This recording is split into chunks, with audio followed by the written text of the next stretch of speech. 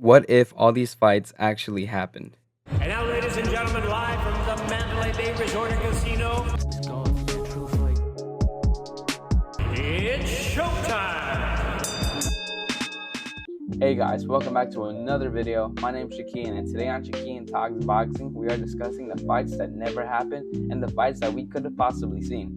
What I mean is that throughout boxing history, there have been many fights that either happened much later than they should have, or that never happened at all, often due to factors like promotional conflicts, timing issues, or circumstances that just didn't make sense at the time. But before we start, make sure to like and subscribe, as I really want to bring the best fight content to you all, and hopefully you guys keep enjoying what I put out.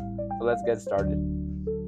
One of the biggest Mexican fights we never saw were Erik Morales versus Juan Manuel Marquez. These two overlapped in between weight classes throughout the years, and it seemed like a fight that most casual and boxing fans would have wanted to see. These two warriors would have made for a great matchup, since both embodied the spirit of hit me and I'll hit you back harder. Now, this what if fight was mentioned in an interview with Erik Morales, where he claimed the fight wasn't very attractive for him. However, when the fight was offered to Marquez in 2011 and 2012, Marquez supposedly rejected the fight. The first offer was with Golden Boy in 2011, y la segunda fue con Top Rank en el 2012. and the second offer was with Top Rank in 2012. Both times he rejected. I don't necessarily believe Marquez ducked the fight though, since around that time Marquez was chasing Manny Pacquiao for their fourth showdown. Erik Morales was out of his prime too, but he gave Marcos Maidana and Danny Garcia tough fights where most counted him out. So the Marquez Morales fight would have had some fire if it were made around that time period. As we all know, the fight never happened, but it's a great what-if fight that lives on the top of our heads. As for this next fight, I just really wanted to put it in the video, which is Manny Pacquiao versus Canelo Alvarez. It sounds crazy, but when Manny Pacquiao decided to make history and move up to super welterweight to challenge for his 8th division championship, he went up against once respected, now questioned, Antonio Margarito for the vacant WBC title.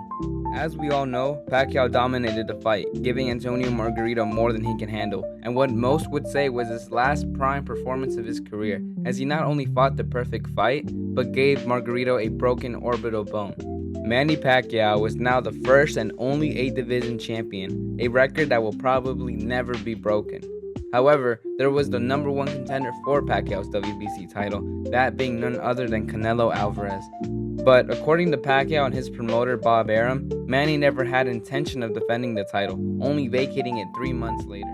It makes sense, since Pacquiao was a small fighter at welterweight already, and not to mention that in an interview, Manny told reporters that a punch in the super welterweight division is more powerful and decided to vacate the title right away, as he finds it hard to believe that he even survived the fight with Margarito. Fighting these welterweights doesn't feel as It's different. It's different. Amazing. I survived that fight. I mean, He was a lot heavier, too, after the weigh-in. the night of the fight, I was 48 pounds, and Margarito 165 pounds. What did it feel like when he obviously? That's why when the WBC, the commission asked me, "Are you going to defend your title?" No, never mind. Give it to them. Manny would drop the title and Canelo would fight for it against Matthew Hatton in March of 2011. But let's just say hypothetically that Manny decided to stay one more fight at 154. Would we have seen Manny Pacquiao versus Canelo Alvarez? We probably would have seen Manny beat Canelo, since Canelo was only at regional level at the time, but Canelo could have easily rehydrated enough to oversize Pacquiao and possibly beat the smaller man. Possibly. We'll never know though. That weight was too much for Manny anyways, which makes sense. There's weight classes for a reason. It's crazy to think that only 14 years later, Manny will still be looking to make history against Mario Barrios to win the welterweight title at the age of 46, while Canelo will be in another big fight against Terrence Crawford later this year. Again, this fight will only live in our heads, but it's still fun to think about how it possibly could have happened, though no real negotiations ever really happened.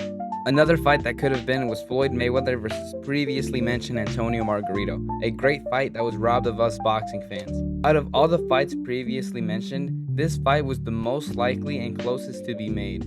In 2006, Mayweather moved up and faced welterweight IBF champion Zab Judah, where it was competitive early on, even having a moment of controversy as Mayweather was unofficially knocked down in the second round after getting caught with a sneaky right hand from Zab Judah, making Floyd off balance and his glove touching the canvas.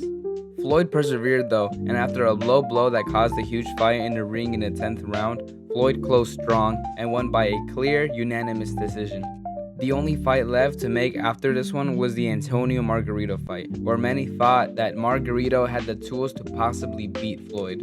Margarito was tall, explosive, and threw many punches. A fight with Mayweather could have possibly been monumental for the sport at the time.